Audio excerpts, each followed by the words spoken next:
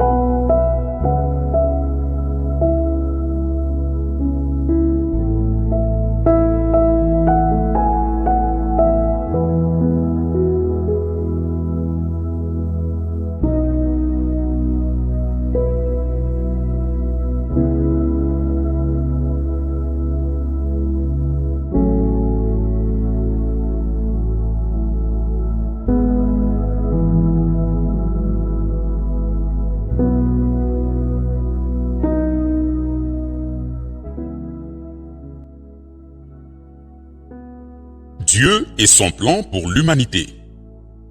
Un exposé du point de vue biblique par le missionnaire Ewald Franck. L'interruption. Malheureusement, dans son ensemble, l'humanité n'a pas compris ce que Dieu veut, ni comment il réalise son plan. Le dessein de Dieu consiste en ce qu'il veut avoir pour l'éternité, des fils et des filles vivant en communion avec lui. C'est pour cette vocation élevée que l'homme a été créé à son image. Il était le couronnement de son œuvre de création. C'est à lui que fut donnée la responsabilité d'exercer la domination sur la terre entière. L'homme n'a pas été fait pour être un automate, mais au contraire, il a reçu le libre arbitre avec la faculté d'aimer, de ressentir, de décider, etc. Cependant, le principe de l'obéissance devait être appliqué, c'est-à-dire que l'homme devait exercer son pouvoir dans la dépendance du Dieu Tout-Puissant. L'homme fut soumis à une épreuve au cours de laquelle il devait prendre librement sa décision. Le Seigneur lui donna un ordre facile à accomplir, Genèse 2, le verset 15 à 17. On ne peut mieux se représenter la chose qu'en considérant que garder ce commandement aurait été une affaire d'honneur. Cependant, l'homme refusa, se rendit autonome et perdit sa dépendance à l'égard de Dieu. Par cela fut détruite la pleine harmonie existant entre lui et égard son Créateur, et il fut séparé de lui. Il ne nous est pas relaté combien de temps a duré cette communion sans mélange avec Dieu. En tout cas, avant la chute dans le péché, il n'y avait pas de peine, pas de larmes, pas de douleur, pas de maladie, pas de mort.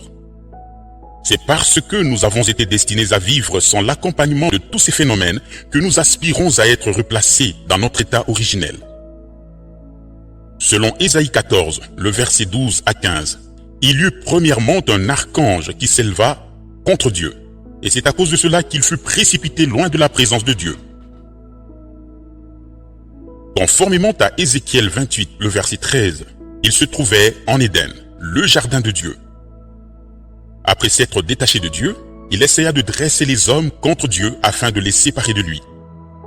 Satan, étant un esprit, ne pouvait pas séduire les hommes vivant dans la chair. Il s'empara donc du serpent, lequel, dans presque toutes les langues, est un nom masculin, et qui en ce temps-là se tenait droit en marchant. Ce n'est qu'après la malédiction qu'il devint un reptile. Genèse 3, le verset 14. Ce qui ressort du 3e chapitre de la Genèse, c'est qu'il entraîna Ève dans une longue conversation. En disant à Ève, « Dieu a-t-il réellement dit ?» Le serpent fit monter le doute en Ève à l'égard de la parole de Dieu. En plus de cela, il est question de convoitise des yeux, de connaissance et de devenir intelligent, d'être comme Dieu, et ainsi de suite. Dieu avait mis Adam en garde, lui disant, « Car au jour où tu en mangeras, tu mourras certainement. » Genèse 2, le verset 17, version Darby. Par le serpent, Satan dit à Ève le contraire en ajoutant un seul mot. « Vous ne mourrez point certainement. » Genèse 3, le verset 4. C'est ainsi que finalement il réussit à entraîner Ève par son charme et à la séduire. À son tour, elle entraîna Adam avec elle dans la désobéissance, conséquence de l'incrédulité à l'égard de la parole de Dieu, et la communion entre Dieu et l'humanité fut détruite. Depuis lors, le monde entier se trouve dans le mal et sous l'influence du méchant. Tout homme naissant dans ce monde est un enfant voué à la mort. Afin que l'homme ne doive pas vivre à toujours dans son péché, il ne fallait pas qu'après sa transgression, il mangeât de l'arbre de vie.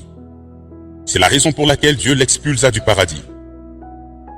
Il fallait premièrement qu'une expiation soit obtenue et que la réconciliation puisse avoir lieu. Lorsque ceci arriva, le Seigneur dit au malfaiteur, « En vérité, je te le dis, aujourd'hui tu seras avec moi dans le paradis. » Luc 23, le verset 43, version Darby.